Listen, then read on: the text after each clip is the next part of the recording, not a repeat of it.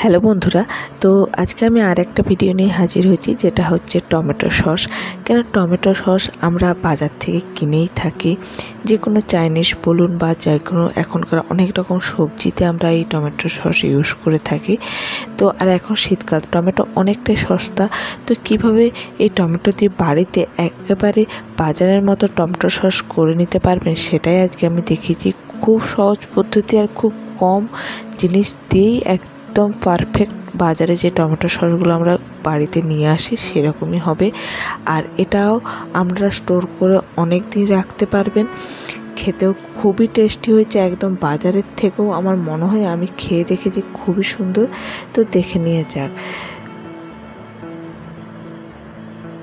তো আমি এখানে 1 কিলোর মতো টমেটো নিয়েছি, পাকা লাল যে টমেটো সেগুলোকে মানে 3 ফালি করে আমি একটু কেটে নিয়েছি বড় বড় করে। কেন টমেটো তো মানে সেদ্ধ হতে খুব একটা টাইম লাগে না, সেই জন্য দেখুন আমি কিভাবে কেটেছি। তো এরকম 3 ফালি করে মানে এক একটা টমেটো 4 ভাগ করে তেমনি 3 ফালি করে কেটে নিয়েছি। আর উপরের যে অংশটা সেটা কেটে বাদ দিয়ে দিয়েছি।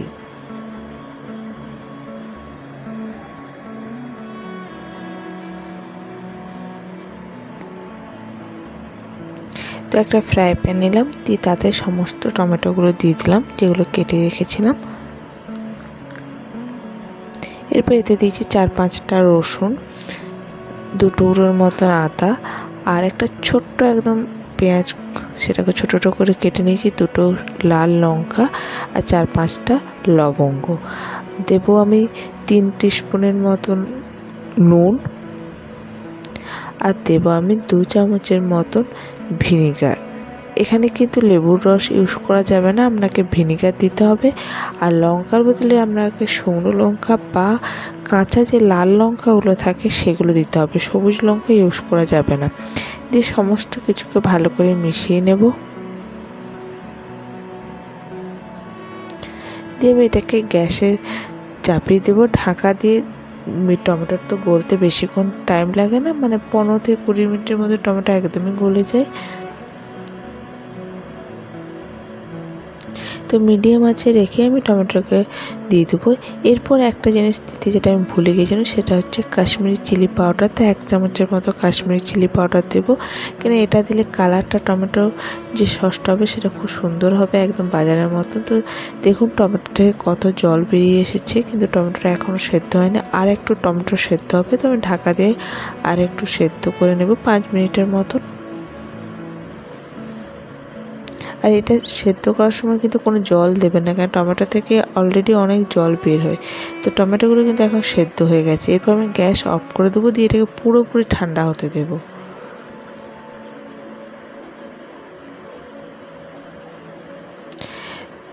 তো একেবারে ঠান্ডা হয়ে গেছে। এরপর একটা আমি মিক্সিং জার নিই, তাতে এই টমেটো সসটা পুরোটা দিয়ে এটাকে একদম ফাইন পেস্ট করে নেব।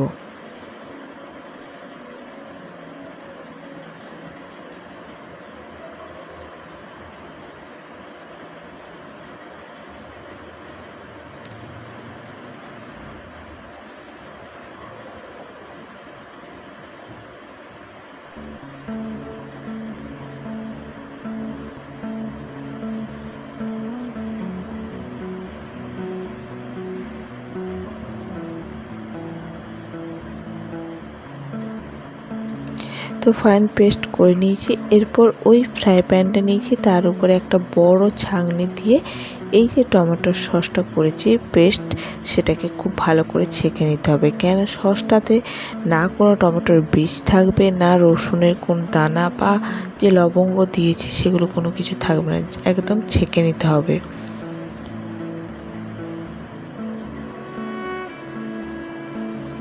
এবারে চামচের সাহায্যে ঘুরিয়ে ঘুরিয়ে আপনার টমেটো সসটাকে খুব ভালো মতো ছাঁকতে হবে।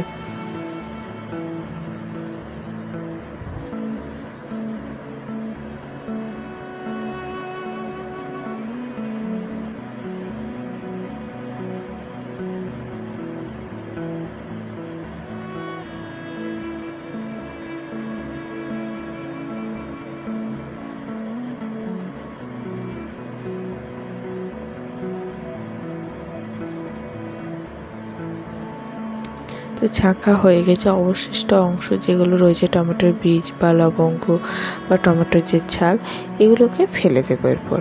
মানে আমার টমেটোটাকে পুরোপুরি ছাঁকা হয়ে গেছে।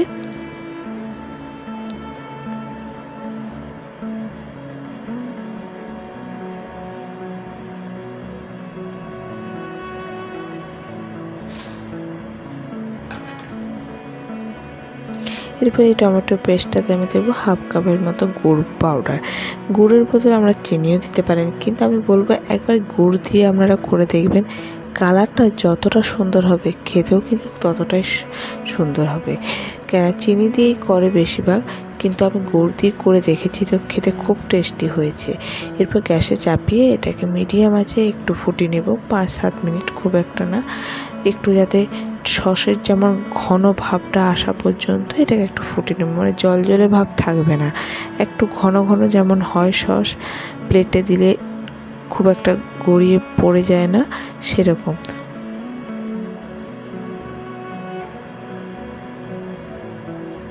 তো সসটা হয়ে গেছে, দেখতেই পাচ্ছেন কত সুন্দর। এরপরে একটা কাঁচের বোতল নিয়ে ভালো করে ধুয়ে সেটার মধ্যে আমি সসটাকে রেখে দেবো। আর সসটাকে অবশ্যই ঠান্ডা করেই কাঁচের বোতলে রাখবেন, তবেই এটা অনেক দিন থাকবে।